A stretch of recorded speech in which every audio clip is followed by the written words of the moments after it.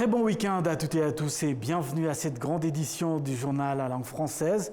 Vous êtes accompagné de Patrick Nilidandi. Tout de suite, l'essentiel de l'actualité. L'actualité est marquée par cette réunion en Tanzanie qui accueille ce samedi une réunion spéciale de chefs d'État de la communauté de l'Afrique de l'Est, EAC en sigle et en anglais, et de la communauté de développement d'Afrique australe, SADC en sigle, pour discuter de l'insécurité dans l'Est du Congo. Suivons ce reportage. Dar es Salaam, la capitale tanzanienne, accueille une réunion sur la crise à l'est de la RDC, une réunion conjointe, Communauté de l'Afrique de l'Est, IAC en sigle et en anglais, et la Communauté des développements de l'Afrique australe, SADC, en sigle et en anglais. Le chef de l'État rwandais Paul Kagame a fait les déplacements de la capitale tanzanienne à la rencontre de ses homologues et des délégués des chefs d'État de la région. Le président du Kenya, qui est également à la tête de la communauté de l'Afrique de l'Est, a déclaré aux participants que la solution à l'insécurité dans l'Est de la République démocratique du Congo doit venir du dialogue entre les parties belligérantes. The East region of DRC has been engulfed in a devastating conflict for over 2 decades now. L'Est de la République démocratique du Congo est en proie à des décennies de conflits qui ont entraîné de nombreux problèmes.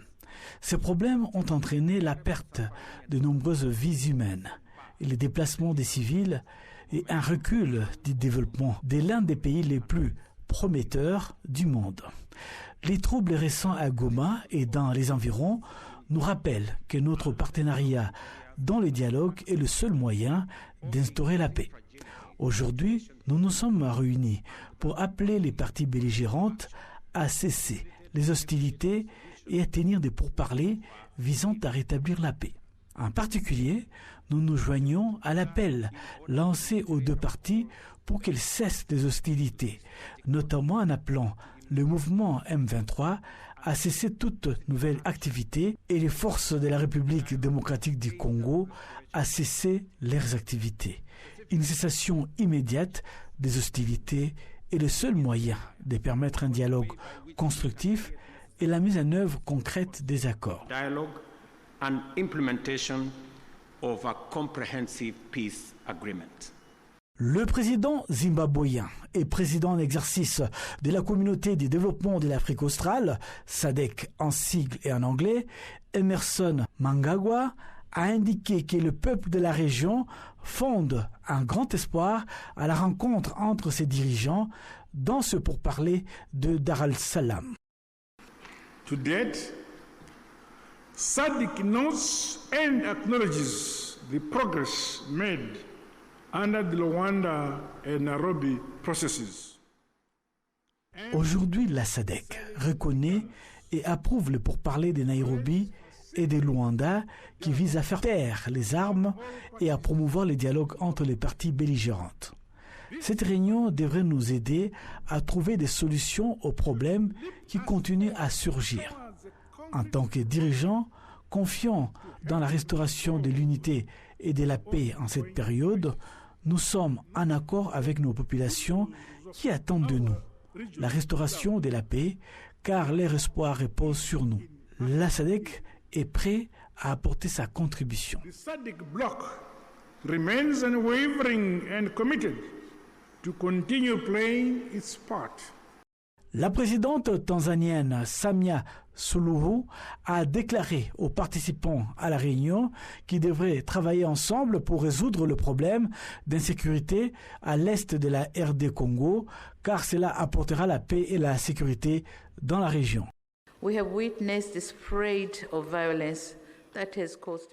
Nous avons été témoins d'actes de violence qui ont affecté la vie de nombreuses personnes, les ont déplacées et d'une insécurité qui a affecté l'économie et les commerces transfrontaliers. En tant que dirigeants de la région, l'histoire nous prendra à témoin et nous demandera de rendre des comptes de manière profonde si nous continuons à observer ce qui se passe au jour le jour. Dans la recherche des solutions africaines aux problèmes africains, Nos pays ont la responsabilité de s'attaquer à l'insécurité qui touche des civils innocents. Cette réunion offre l'occasion d'unir nos forces pour résoudre le conflit et assurer une paix et une sécurité durable dans les régions de la communauté de l'Afrique de l'Est et de la SADC. Farm our sustainable peace and stability in the entire EAC and SADC regions. Ce sommet conjoint est une tentative de coordination entre l'IAC et la SADC. Les deux organisations sous-régionales avaient jusqu'ici mené des initiatives parallèles sans parvenir à mettre fin au conflit. 116 Rwandais qui vivaient dans les forêts de l'Est de la République démocratique du Congo sont rentrés au Bercail en passant par le grand poste frontalier entre les villes de Rubavu et Goma. À leur arrivée, ils ont été accueillis par les agents du ministère en charge de la gestion des situations d'urgence. Kassim Youssouf nous donne plus de détails. Ceux qui sont rentrés au Bercail sont des Rwandais qui ont fui le pays en 1994 lorsqu'ils étaient encore enfants. Ils disent qu'ils vivaient dans les forêts des régions du Kivu au nord et au sud, à l'est de la République démocratique du Congo. Parmi eux, il y a principalement des femmes et des enfants. Une fois arrivés au Rwanda, certains d'entre eux ont expliqué que le manque d'informations fiables sur leur pays d'origine était l'une des raisons qui les ont empêchés de rentrer, et ce pendant 31 ans. Certaines personnes nous disaient que la situation au Rwanda n'était pas facile. Cela a fait que beaucoup d'entre nous avaient peur de revenir, pensant qu'une fois arrivés, nous serions renvoyés. Une autre raison que mentionnent ces Rwandais qui sont rentrés au Bercail pour justifier leur retour est la vie difficile qu'ils menaient dans les forêts. Nous avons eu du mal à trouver de la nourriture et à subvenir aux besoins de nos familles. La vie a été vraiment difficile. C'est pourquoi nous avons décidé de revenir à la maison.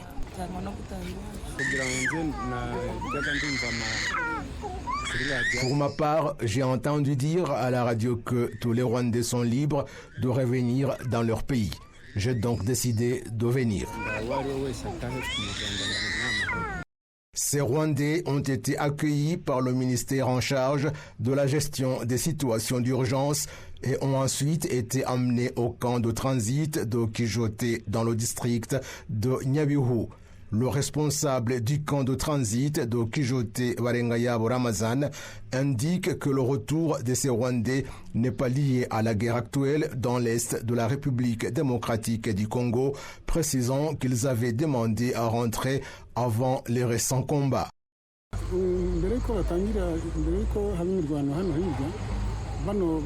Avant les récents événements dans l'Est de la République démocratique du Congo, ces citoyens avaient demandé à revenir le 27 janvier.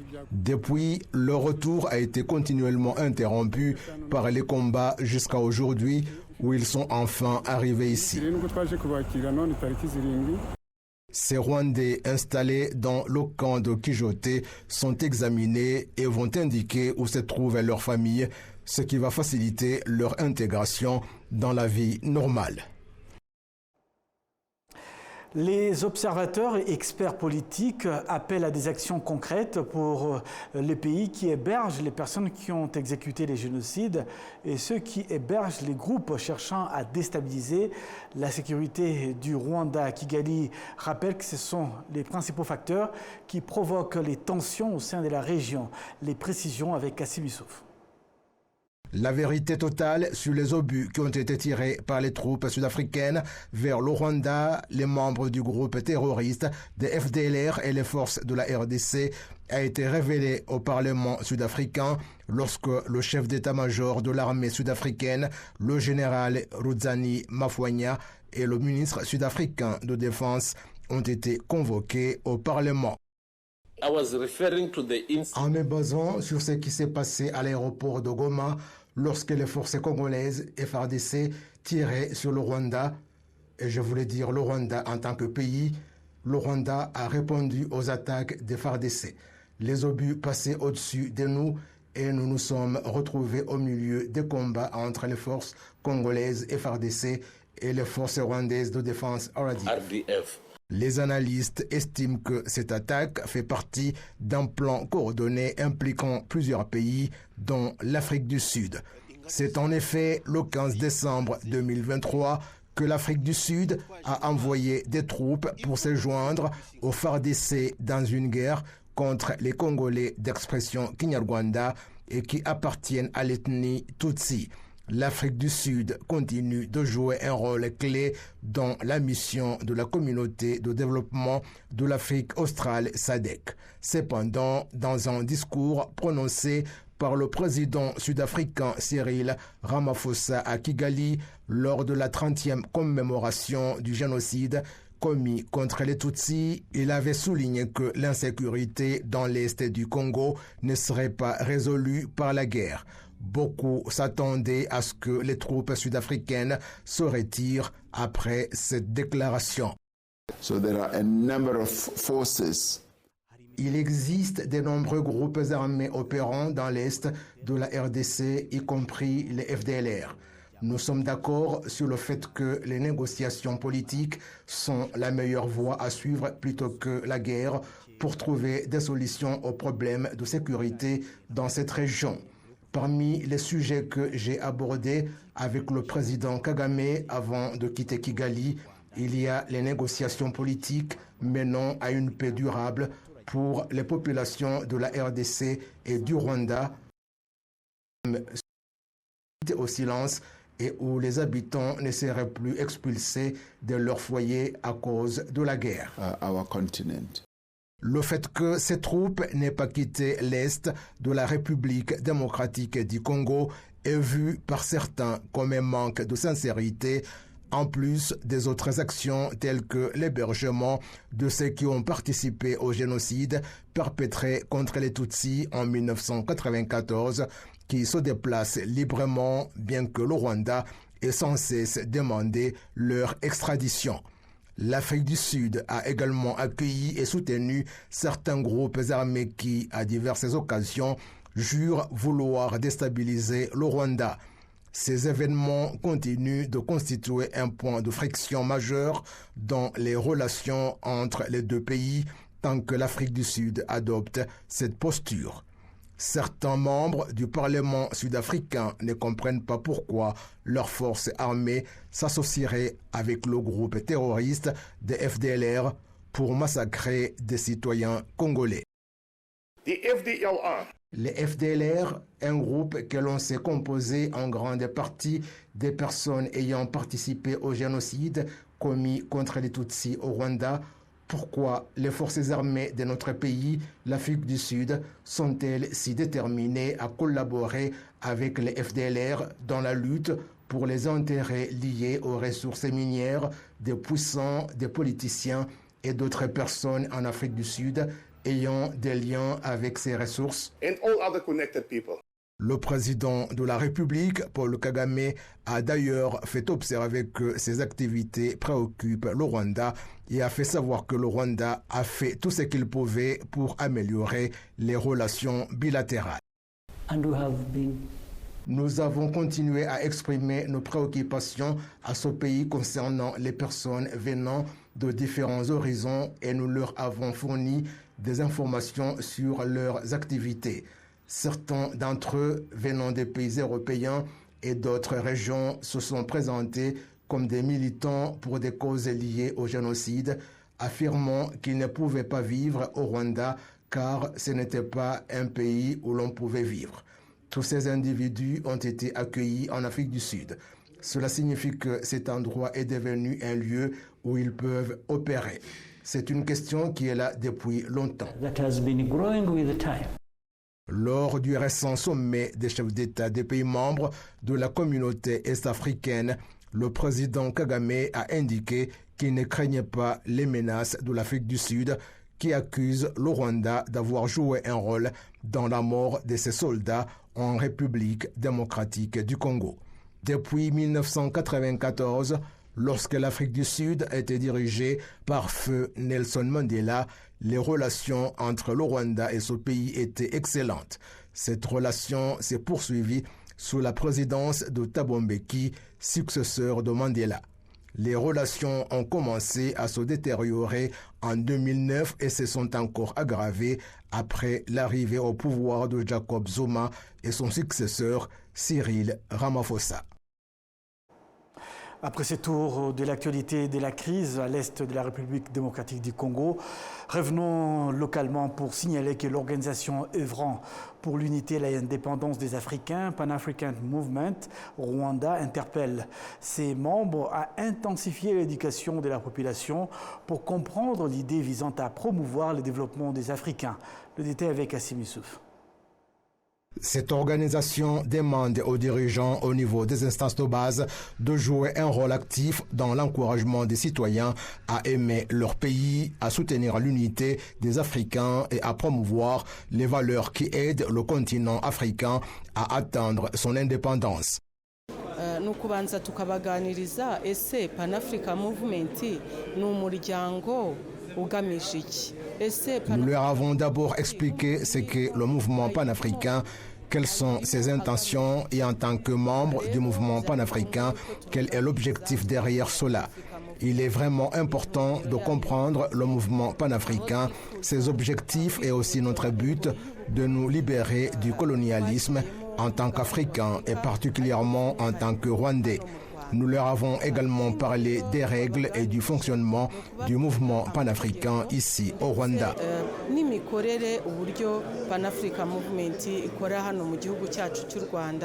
Les membres du mouvement panafricain sont convaincus que tout citoyen rwandais doit être un modèle en aimant l'Afrique afin de devenir un catalyseur pour inciter les autres Africains à se sentir pleinement libres.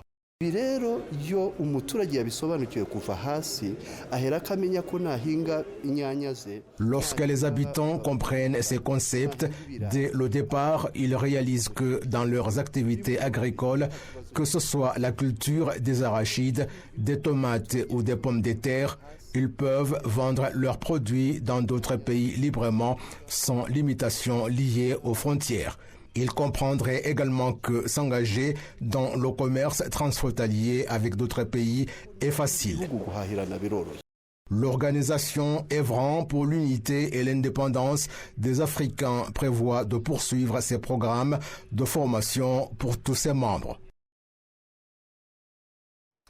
Santé à présent, le Centre biomédical du Rwanda, arabici en sigle et en anglais, indique qu'il est prêt à soutenir les étudiants universitaires et professionnels de la santé engagés dans la recherche sur les cancers. Cette indication est faite après que ceux qui vont mener ces recherches aient participé à une formation sur la conduite de recherche et leur contribution au secteur de la santé au Rwanda. La direction générale de l'Institut de recherche appliquée indique que la recherche est l'un des leviers pour le développement du Rwanda et la direction du département de recherche, d'innovation et d'analyse des données de recherche au Centre biomédical du Rwanda à l'ABC indique que son côté, que ceux qui mènent des recherches sur le cancer continueront de recevoir leur soutien. Après 3 mois que des étudiants en médecine dans différentes universités du Rwanda et certains professionnels de la santé publique aient participé à une formation dans le cadre du programme dénommé Next Generation. L'un d'entre eux, Riza Gakire, a en effet exprimé leur intention de mener des recherches sur les cancers. Je suis ravie d'avoir terminé ce concours, ces leçons. J'ai étudié beaucoup à propos de recherche et ça fait 3 mois. 3 mois passés, j'étais juste une étudiante. Maintenant, je suis un rechercheur capable et j'en suis vraiment ravie. Je remercie le EQS tout entière pour m'avoir donné cette opportunité et je crois que ça va m'aider beaucoup. Merci. Comme un étudiant pharmaceutique, je crois que ça va m'aider parce qu'il y a trop de choses que les gens ne connaissent pas à propos de médicaments. Et si j'atteins l'information à propos de gens qui ne connaissent pas certaines choses, comme ça alors je connaissais les gens à qui je dois donner cette information. La suite de ce journal avec les sommets sur l'action de l'intelligence artificielle à l'occasion de ce sommet qui se tient donc à Paris du 10 et 11 février. Le ministère de la Culture organise un week-end culturel mettant en lumière les liens entre l'intelligence artificielle et la création. Amandine Dikouma-Sabo. Ce samedi marque le début d'un week-end culturel à Paris pour accompagner le sommet pour l'action sur l'intelligence artificielle. La ministre française de la Culture, Mme Rachida Dati, a visité les stands d'exposition installés à la Bibliothèque nationale de France, où l'intelligence artificielle se déploie dans de multiples domaines en écho à ses missions de collecte, de catalogue, de conservation et de diffusion de collections. Armel Pasco, qui est chargé du portail culturel et pédagogique de la BNF, qui s'appelle Les Essentiels, partage ce que ce sommet représente pour son équipe. Alors ce sommet de l'IA, il représente beaucoup, puisque dans les institutions culturelles, nous sommes évidemment très concernés par l'intelligence artificielle. Et donc on a vraiment besoin de ces échanges, de cette vision aussi, notamment pour porter une voix qui est celle des contenus francophones. La fierté que l'on peut avoir en travaillant sur des contenus à la BNF, c'est que tout est de qualité, tout est fait avec vraiment un souci à la fois scientifique, pédagogique et ludique. C'est vrai qu'on est très content de porter cette voix et de montrer ce que l'on fait. Comme Desmargny, propriétaire de X et Immersion, revient sur leurs attentes de ce sommet pour l'industrie de jeux vidéo. Donc je suis comme Desmargny, je suis le cofondateur chez X Immersion. On produit des outils d'intelligence artificielle pour l'industrie du jeu vidéo. Et l'idée, c'est d'aider les studios de jeux vidéo à produire plus de contenu, produire des jeux qui sont plus grands, plus immersifs, plus intéressants, en aidant leurs équipes à faire ces contenus par intelligence artificielle. Nous, ce qu'on attend d'un sommet comme le AI Summit aujourd'hui à Paris, c'est de pouvoir mettre en avant notre technologie. On est les pionniers sur pas mal de sujets d'intelligence artificielle dans l'industrie du jeu vidéo, déjà sur les côtés d'utilisation éthique de l'IA, mais aussi sur toute la partie qu'on appelle inférence locale, donc du edge computing. On a des technologies sur lesquelles on est les premiers à les montrer au monde aujourd'hui. Et donc nous, ce qu'on attend, c'est de pouvoir mettre en avant ces technologies-là, mettre en avant l'excellence française sur les sujets d'intelligence artificielle et puis aussi rencontrer tous les autres acteurs de l'intelligence artificielle qui vont être présents ces prochains jours. C'est le week-end culturel à Paris où, à la Bibliothèque nationale de France, est organisée une exposition immersive ouverte à tous les âges et horizons. Cet événement précède le sommet pour l'action sur l'intelligence artificielle prévu les 10 et 11 février, qui réunira des chefs d'État et de gouvernement, des dirigeants d'organisations internationales, des représentants d'entreprises, du monde universitaire, des chercheurs, des ONG et des artistes et d'autres membres de la société civile du monde entier. Amandine Dikouma-Sabo, Paris, pour la télévision rwandaise. Merci à Amandine Dikouma-Sabo. La suite de cette édition avec le tourisme, des étrangers comme des Rwandais qui visitent le parc national des Nyungwe, récemment inscrit au patrimoine mondial, sont émerveillés par sa beauté naturelle en raison de sa particularité, la biodiversité, y compris sa faune et sa flore, qui on ne trouve nulle part ailleurs. De plus, le Canopy Walk, un pont suspendu, est un endroit apprécié par ceux qui le traversent parce qu'il offre une vue imprenable sur le parc de Nyungwe. Les récits de Kassim Youssouf. De la ville de Houye et que l'on emprunte la route Houye-Nyamasheke-Rusizi à bord d'un véhicule. On parcourt environ 100 km pour arriver au parc national de Nyungwe. Tout le long de ce périple, on aperçoit des animaux au bord de la route, principalement des primates inférieurs ainsi que d'autres espèces. Ce qui vous indique que vous êtes arrivé dans ce magnifique parc, c'est qu'on trouve des touristes à la place dite Ouinga. Un groupe de 27 jeunes guides touristiques réunis au sein d'une coopérative pour l'accompagnement des visiteurs revient sur leur quotidien et explique comment se déroule une journée type de visite du matin jusqu'au soir. L'image que nous transmettons est satisfaisante. Nous sommes debout très tôt le matin et on se retrouve tous à la réception à 8 heures et il y a ceux qui ont débuté le boulot très tôt à 5 heures et nous quittons la place à 15 heures. Et avec notre ration de nourriture, nous sommes toujours prêts à braver n'importe quelle condition climatique et notre quotidien est toujours plein de surprises.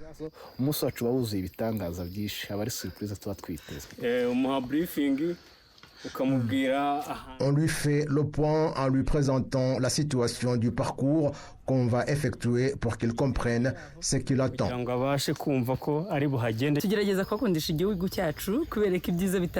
Nous essayons de leur faire aimer notre pays en leur montrant les beautés naturelles que le Rwanda regorge et leur montrer par ailleurs comment ils peuvent protéger leur milieu naturel.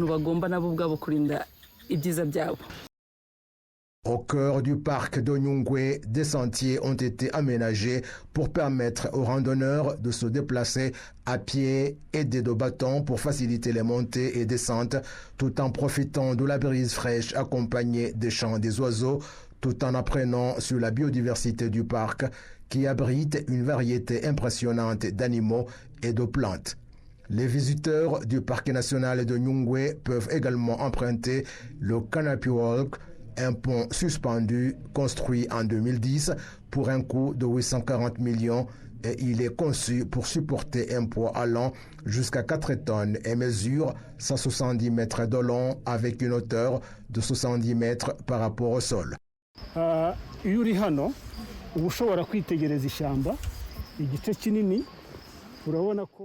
Lorsqu'on est ici, on peut bien observer une grande partie de la forêt et cet arbre-ci, on ne peut pas admirer ses fleurs à terre parce qu'il est plus élevé, pas moins de 50 mètres et on ne peut pas non plus observer les beaux oiseaux qui y sont souvent perchés et quelquefois on peut y trouver des primates qui mangent des fruits.